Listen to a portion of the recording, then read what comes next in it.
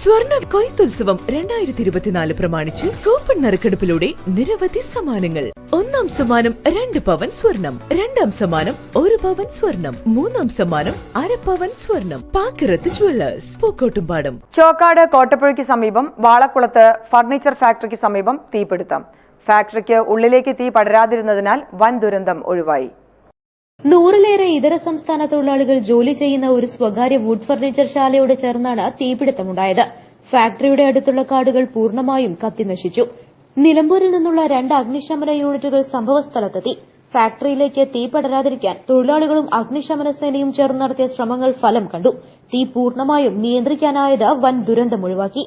ഫാക്ടറിക്കകത്തേക്ക് തീ പടർന്നുവെങ്കിൽ വൻ നഷ്ടത്തിനിടയാക്കുമായിരുന്നു. ഫാക്ടറിയുടെ പുകക്കുഴലിൽ നിന്ന് തീ പടർന്നതാകാനാണ് സാധ്യതയെന്ന് നിഗമനം. News bureau, Chokkad. Real fruit power, real juices from Dabur.